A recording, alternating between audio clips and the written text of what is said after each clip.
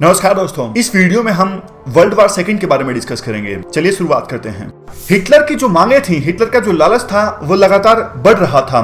Hitler ने मांग की कि डैनजिंग पोर्ट और इसके अलावा पोलिस कॉरिडोर में एक रोड कनेक्टिविटी और रेल कनेक्टिविटी दी जाए जर्मनी को, ताकि ईस्ट जर्मनी और वेस्ट जर्मनी के बीच में आपस में कम्युनिकेशन एस्टैब्लिश हो सके। अब देखो, इस डिमांड से पहले जब हिटलर ने डैनजिंग पोर्ट और पोलिस कॉरिडोर के अंदर कनेक्टिविटी मांगी, इस डिमांड से पहले इंग्लैंड और फ्रांस लगातार जर्मनी और हिटलर की गलत मांगों को पूरा कर रहे थे। पॉलिसी ऑफ अपीजमेंट अपनाए हुए थे इंग्लैंड और फ्रांस। लेकिन इस पॉइंट पे जब हिटलर ने डैनजिंग पोर्ट और पोलिस कॉरिडोर के अंदर कनेक्टिविटी मांगी, तो इंग्लैंड और फ्रांस समझ गए थे इस बात को कि हिटलर की डिमांड्स का कोई अंत नहीं है हिटलर की डिमांड्स का। इसलिए उन्होंने हिटलर को ना कह दिया, यानी अपनी पॉलिसी ऑफ अपीजमेंट को छोड़ दिया। लेकिन हिटलर तो हिटलर थे, उन्होंने इस ना को अस्वीकार करते हुए पोलैंड पे हमला कर दिया। और जैसे ही पोलैंड पे हमला किया हिटलर ने, सेकेंड वर्ल्ड वॉर स्टार्ट हो गया, क्योंकि इंग्लैंड ने और फ्रांस ने समर्थन किया पोलैंड का। तो लड़ाई स्टार्ट हो गई जैसे ही हिटलर ने पोलैंड पे अटैक किया। अब देखो, रीजन्स की बात करें तो सबसे पहला रीजन है ट्रीटी ऑफ वर्साइल्स। प्रथम विश्व युद्ध यानी फर्स्ट वर्ल्ड वॉर के खत्म होने के बाद में साइन हुई थी ट्रीटी ऑफ वर्साइल्स। इस ट्रीटी में जर्मनी को काफी ह्यूमिलिएशन का सामना करना पड़ा था। जर्मनी के जो रिप्रेजेंटेटिव्स थे उनको बैठना भी नहीं दिया गया था, और इवन जो सारे का सारा जो वार का दोष था वो जर्मनी पे मत दिया गया था। यानी जर्मनी ही पूरी तरह से जिम्मेदार है, जिसकी वजह से फर्स्ट वर्ल्ड वॉर स्टार्ट हुआ। और इवन जर्मनी को यह भी कहा गया कि विक्टर पावर को आप पैसे दीजिए मुआवजे के तौर पे। तो अब देखो, ट्रीटी ऑफ वर्साइल्स जो थी वो काफी ज्यादा ह्यूमिलिएशन वाली थी जर्मनी के लिए। इस ट्रीटी की वजह से राष्ट्रवाद बहुत ज्यादा उग्र हो गया जर्मनी में, और उसी राष्ट्रवाद को हिटलर एक्सप्लॉइट कर सका। समझ गए? तो ये ट्रीटी ऑफ वर्साइल्स पहला रीजन है जिसकी वजह से सेकेंड वर्ल्ड वॉर स्टार्ट हुआ। उसके बाद आप इकोनॉमिक क्राइसिस को भी दोष दे सकते हो। 1929 में जो इकोनॉमिक क्राइसिस आए थे, जो रिसेशन आया था, उसी रिसेशन की वजह से जो अर्थव्यवस्था थी वो जर्मनी की पूरी तरह से चरमरा गई थी। इन्फ्लेशन बहुत ज्यादा थी, अनएम्प्लॉयमेंट बहुत ज्यादा थी। हिटलर ने बहुत ज्यादा वादे किए वहां पे जनता से और सत्ता हथिया ली। उसके बाद देखो, तीसरा रीजन आता है अपीजमेंट पॉलिसी। अगर फ्रांस और इंग्लैंड हिटलर की गलत मांगों को नहीं मानते, या फिर फासिस्ट फोर्सेस की गलत मांगों को नहीं मानते, तो फिर ये युद्ध स्टार्ट ही नहीं होता। क्योंकि ट्रीटी ऑफ वर्साइल्स के जो प्रोविजंस थे, चाहे वो गलत थे, अगर उनको फॉलो किया जाता सभी कंट्रीज के द्वारा, अगर लीग ऑफ नेशंस के जो प्रोविजंस थे लीग ऑफ नेशंस की मानी जाती, तो ये नौबत नहीं आती वार स्टार्ट होने की। तो आप पॉइंट यहां पे लिख सकते हो। सेकेंड वर्ल्ड वॉर के स्टार्ट होने से पहले एक नॉन एग्रेशन पैक्ट साइन हुआ।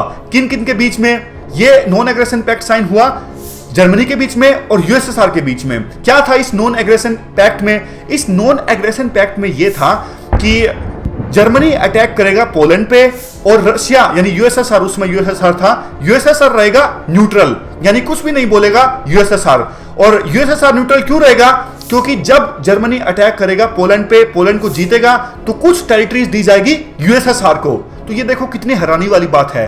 एक तरफ तो इंग्लैंड और फ्रांस को यह लग रहा था कि यूएसएसआर को काउंटर किया जा सकता है, कम्युनिस्ट आइडियोलॉजी को काउंटर किया जा सकता है हिटलर की सहायता से। दूसरी तरफ वो दोनों ही एक हो गए, वो दोनों दोस्त बन गए। तो यहां पे तो बहुत ज्यादा हैरानी हुई इंग्लैंड को और फ्रांस को। तो इसीलिए उन्होंने हिटलर की जो डिमांड्स थी उनको बंद कहना स्टार्ट कर दिया, ना कहना स्टार्ट कर दिया।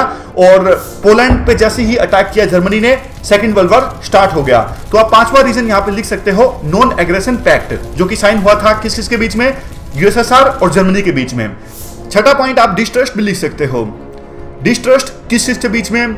एक तरफ यूएसएसआर और दूसरी तरफ जो डेमोक्रेटिक कंट्रीज थी जो कैपिटलिज्म की आइडियोलॉजी फॉलो करती थी, जैसे कि इंग्लैंड और फ्रांस। अब देखो, इंग्लैंड और फ्रांस को यूएसएसआर बिल्कुल अच्छा नहीं लगता था, क्योंकि यूएसएसआर में थी कम्युनिस्ट गवर्नमेंट जो कम्युनिज्म आइडियोलॉजी को फॉलो करती थी, और यहां पे डेमोक्रेटिक गवर्नमेंट थी। तो इनको यह लगता था, इंग्लैंड और फ्रांस को, कि कहीं यूएसएसआर स्टेप्स ना उठाए कम्युनिस्ट गवर्नमेंट को एस्टैब्लिश करने के लिए इंग्लैंड और फ्रांस में। इसलिए डिस्ट्रस्ट काफी ज्यादा था, और इसी डिस्ट्रस्ट का फायदा उठाया हिटलर ने। और सातवां पॉइंट, आप हिटलर को भी दोषी ठहरा सकते हो, क्योंकि देखो हिटलर फॉलो करता था फासिज्म की आइडियोलॉजी। हिटलर का अल्टीमेट एम ये था कि जर्मनी की जो टेरिटरी है उसको ज्यादा से ज्यादा एक्सपेंड किया जाए और जर्मनी को ज्यादा से ज्यादा स्ट्रॉन्ग बनाया जाए, जर्मन्स के लिए ज्यादा रहने के लिए ज्यादा से ज्यादा स्पेस हो। तो हिटलर के इन्हीं आइडियाज के चलते कुछ एक्सपर्ट्स का मानना है कि एक ना एक दिन तो वर्ल्ड वॉर होना ही था। अब हम बात करेंगे कंसिक्वेंसेस की। कंसिक्वेंसेस की हम बात करें तो सबसे पहले हम बात करेंगे डिस्ट्रक्शन की। तो आप नोट डाउन कर सकते हैं। भारी तबाही मची सेकेंड वर्ल्ड वॉर के कारण। ऑलमोस्ट 40 मिलियन लोग मारे गए। अकेले हिटलर ने अपनी जर्मनी में जो कंसंट्रेशन कैंप्स एस्टैब्लिश किए थे, 6 मिलियन ज्यूज की हत्या की गई उन कंसंट्रेशन कैंप्स में, होलोकॉस्ट जिसे कहा जाता है। और जर्मनी, फ्रांस, वेस्ट रशिया में बहुत सारी सिटीज बुरी तरह से तबाह हो गई सेकेंड वर्ल्ड वॉर में। तो बहुत ज्यादा तबाही मची सेकेंड वर्ल्ड वॉर में। अब देखो, हिटलर की जो मांगे थी वो लगातार बढ़ रही थी। उसका एक रीजन ये भी था क्योंकि जो जर्मन्स थे वो विभिन्न कंट्रीज में फैले हुए थे। जर्मनी के आसपास बहुत जो अलग अलग कंट्रीज थे वहां पे भी जर्मन लोग रहते थे।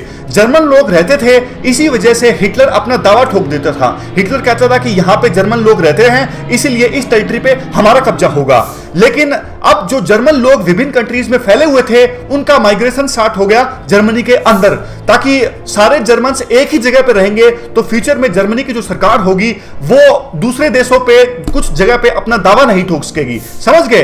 यानी माइग्रेशन स्टार्ट हो गया दूसरे देशों से जर्मन लोगों का, वो जर्मनी की तरफ आने लगे।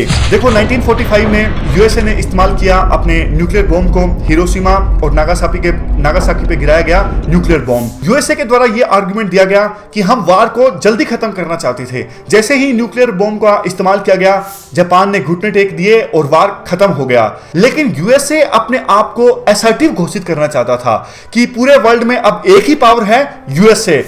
मतलब कि यूएसएसआर को धमकाना चाहता था, यूएसएसआर को दबा के रखना चाहता था यूएसए, और इसी वजह से थ्रेटन करने के लिए न्यूक्लियर बॉम्ब को गिराया गया हिरोशिमा और नागासाकी पे। इससे पहले यानी सेकेंड वर्ल्ड वॉर से पहले जो बड़ी पावर्स थी वो थी यूके, फ्रांस। लेकिन सेकेंड वर्ल्ड वॉर के बाद जो यूरोप का दबदबा था वो कम हो गया। जो इंग्लैंड का, यूके का एक बहुत बड़ा एम्पायर था जिसमें बहुत सारी कॉलोनीज थी, जैसे इंडिया भी एक कॉलोनी थी, वो एम्पायर टूट गया। जैसे इंडिया को आजादी मिली 1947 में, तो उसमें और भी बहुत सारी कंट्रीज को आजादी मिली। तो इंग्लैंड की जो प्रेस्टीज थी, यूके की जो प्रेस्टीज थी, वो खत्म हो गई। नई पावर्स बन के उभरी पूरे वर्ल्ड में, यूएसएसआर और यूएसए, ये दो सबसे बड़ी पावर्स बन के उभरी सेकेंड वर्ल्ड वॉर के बाद।